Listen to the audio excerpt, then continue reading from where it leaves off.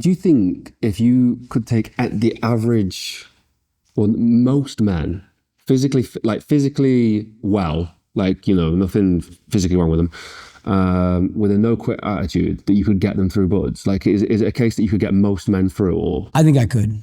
Yeah, I think I could, as long as they're dedicated to what I told them to do. Yeah, I really do. And basically, like, you're gonna work out really, really hard, and it's gonna hurt every day, and you're gonna freaking bleed out of your eyeballs, and it's gonna suck, and you're not gonna enjoy every moment of it, but you're gonna build confidence in your capabilities. And I think that's where men lack, right? Is like their confidence in their own capabilities. It's such a huge thing, like we talked about so many times now, right? Is like our mind is the most powerful tool that we have. And if you can get a guy to push when he doesn't want to push, do something when he doesn't want to do it, or when no one's watching and he has to do it on his own to hold himself accountable, those are the guys that you're going to get through. what would be the advice today then to somebody going into it? Like, obviously you took 18 months. Like, is that a similar kind of thing? Like, what kind of training would they be doing? Like, how would you prepare a guy nowadays? Yeah, I would say take at least a year. 18 months might be a touch overkill, but I'd rather be over prepared than under prepared. It all depends on where you're at physically. I get that all the time too. I get people who are like, oh, I'm physically ready, but I'm just not mentally ready. And it's like, well, it's kind of the same. If you feel physically ready, then you should be mentally ready, right? Like, because like we keep talking about, being mentally tough comes from the physical aspect of doing hard stuff over and over again.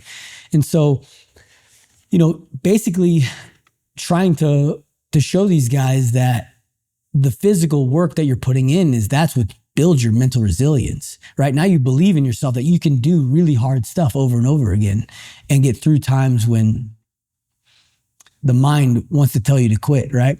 Your body can handle so much more than your mind thinks it can. Like, that's something I've always believed in. I've heard it the other way. Like, your mind can do so much more than your body can. And I'm like, I don't think that's true. I think it's more so the body can handle way more than our mind thinks it can. Right? Like, I think that my body can physically keep going. If my mind tells me to shut down before my body tells me to shut down.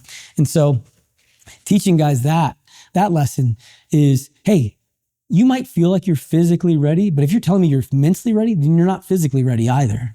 Right? And so do my program for a year, even give it 6 months, give it a month, and just see how you feel. I get guys like that all the time. They'll be like, oh, I'm physically ready, but I'm just not mentally ready. I'm like, okay, well, here, try my program for a month. They'll call me back, damn, I wasn't physically ready. Like, this shit is crazy. And it's like, yeah, because you've been training, running, push-ups, pull-ups, sit-ups, like you've been taught. And you think because you have good scores for a PST test, you're physically ready. That has no bearing on it, right? Like, if you can't do, put a barbell on your back and squat it, or pick up a sandbag 10 times, right? Like, you're gonna have to pick your buddy up off the ground sometimes. You're gonna have to pick a log up off the ground. You're gonna have to pick a boat up off the ground. It's an awkward thing to do. So being able to do that and give yourself that confidence that you can do it, man, that's gonna make you mentally ready. How hard is the training then? Because, like, obviously, it'd be lovely to be able to sell somebody on the idea that the training is quite easy. You just follow this program, then you're going to be ready. But is that the case, or is it? It's not the case. It's not easy by any means, right? If it was easy, no one would care. No one would want to do it, right? And like, that's the old cliche thing, right? But it's true, right? Like, things that are easy, things that someone give you don't feel as good as when you accomplish something that you know is really physically hard. And how much better do you feel mentally when you do something hard and get through it? Right? Like, I think most of us know how that feels, right? Like, when you push yourself past that moment where you're like, yeah, I don't know if I can go anymore. I don't know if I should do this.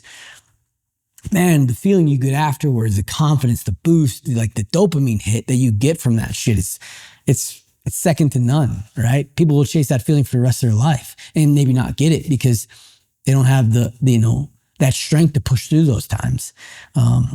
But yeah, no, it is physically demanding. I'm not going to say that it's not.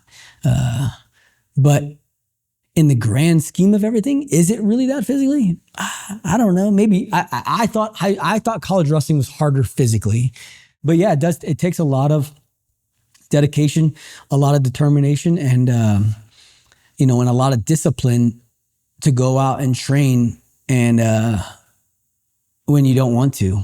Just a quick pause from the episode for a short but important message from our sponsors, Element. If you're feeling flat lately, low energy, brain fog, struggling to focus, there's a good chance it's not a lack of motivation and it's not caffeine either.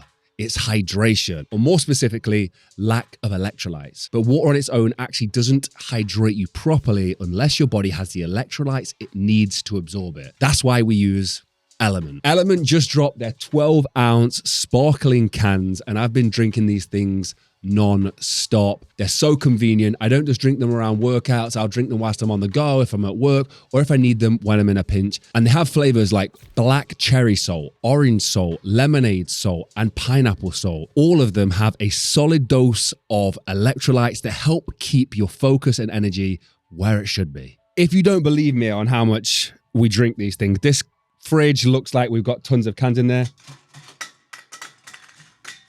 They're all empty because we pretty much drank them all. It's trusted by everyone from elite athletes to military units to doctors and professionals, which says a lot. Element backs it as well. They offer a no questions asked refund. So if you don't like it, you get your money back. And if you live in the US, you get added bonus of getting free shipping. For a limited time, our viewers are getting free sample packs with your first order by heading to drinkelement.com/Mulligan or go to link in the description. Once again, that's drinkelement.com/Mulligan or go to link in the description or the pinned comment and get your free sample pack today. Try it, see how you feel, and then decide. Let's get back to the episode. You gave yourself 18 months to Yeah, I gave myself a year and a half, yeah. Wow, okay. So, and it was all physical, and obviously you're developing a mindset at the time, but like, did you know what you were doing going into that training block, 18 months, like this is what I'm going to do? No, I just really kind of, I knew I had to run. I knew I had to swim.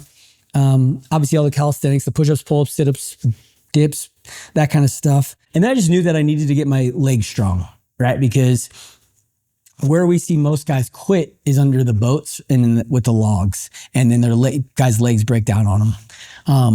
And so for me, I was like, I got to get my legs strong, and not just strong in the aspect of like running, right? But more so like I need strength. I need to lunge. I need to squat. I need to do Olympic weightlifting. I need to jump, right? I need to build my legs resilience to where whatever these guys ask me to do, I'm not gonna be saying no, or I can't do it, or I'm not strong enough to do this. And that's where I think a lot of guys get misled going in. And I think that's why there's such a big dropout rate, because you see guys training for the first test you have to pass to even get a contract to go into to Buds is the PST test. And it's basically just running, or you run 1.5 miles. You have to do two minutes of push-ups, 2 minutes of sit-ups, a max set of pull-ups, and then a 500-meter swim. Passing that test has zero bearing on if you're going to get through or not. Like, it's like, yes, you have to pass that test to get through, but it's not like the end all be all. Like, even the guys with the best PST scores, it did not mean that they were going to get through. Because where you saw guys break down was with logs and boats. That's where guys quit most of the time. That's where the biggest dropouts were at. And so me getting my legs strong, doing CrossFit, doing squats, doing deadlifts, doing cleans, that's where I really felt like I had that step above everyone else. Like, my legs never really hurt during Buds, and everyone else's was, like they're popping Motrin just to get through the day. And I was like, man, my legs feel great. Like, I'm fine. Like, we lunged. There's literally an evolution in Buds where you carry a log in the front carry like this with 5 other guys for 4 hours straight.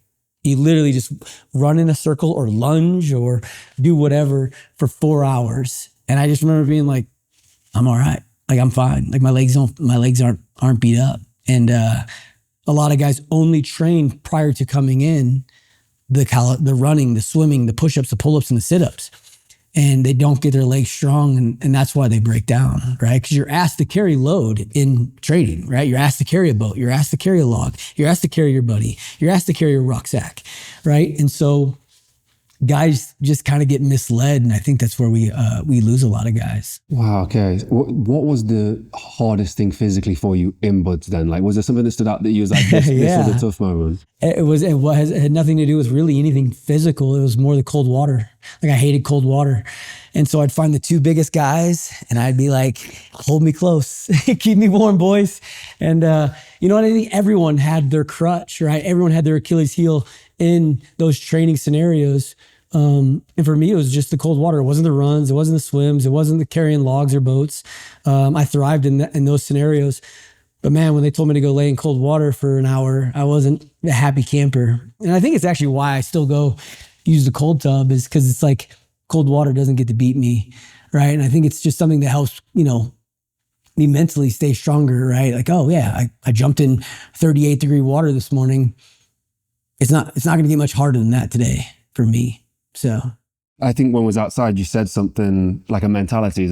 Did you manage to implement that whilst you were in training around the water? I can't remember what you said. It was something like the water's always toasty. Toasty warm. It's always toasty warm. Yeah. Did you manage to try and implement that when you was in buds, or is that something that came afterwards? Yeah, for sure. You know, you definitely just try to be like, you can't let this cold water affect you, right? I'm not gonna literally quit my dream because this water's cold and I'm a little chilly for an hour or two. You know, it's like, it is what it is. And so in your mind, you're just like, no, it's fine, I'm warm. Or I used to, like, I remember someone told me this, and another student, he's like, dude, we just get to ice our legs for an hour. This is awesome. And I'm like, that's a great way to look at it. You know, you just change your perspective. And when you change your perspective on things can seem so much better than they actually are, right? And I think a lot of guys struggle with that too, right? Like, oh man, think about how much longer they have to go. It's like, no, you don't need to think about how much longer. You need to think about what you're doing right this second. And that's it. Because if you think about how much longer you have to go, it's daunting. It's overwhelming. And think about where you're at in the moment. And that's it. That's all you got. And then you just got to get past that. And then you can deal with whatever comes ahead of you next when it gets there, when you get there. I've heard a couple of different ways that people sort of signify that people have left or quit. And there's the ringing a bell. There's the helmet, line up with the helmet. Yeah, you ring the bell and you line your helmet up. Yeah. I want to. I'll ask you about the helmet maybe after this, just so, because I forgot that you've got it here. Yeah, it's pretty cool. But so was there a sort of a moment for yourself when you'd heard people ringing the bell, or you'd seen the helmet lined up or anything like that? Was there any kind of moment where you was like, oh gosh, people are quitting right now? Like, was it shocking to you, or? It wasn't shocking. It was actually motivating. It was like, yep, I'm stronger than that guy. Yep, I'm better than that guy. Like, we would actually, like, it was, you know, funny. Like, when you'd hear the bell ring, and you could hear it pretty much from a pretty good distance, right? You have to ring it 3 times. And everyone else in the class would cheer, right? Because they told us when you got there, like, don't try to make friends. Guys are going to go away. And you don't want those guys to, you know, mess with your mind. And so you almost used it as like a motivation. And I kind of felt like I had that aggression already in me because of wrestling, where I wanted to physically not hurt, but I wanted to physically put my will in this guy to beat him.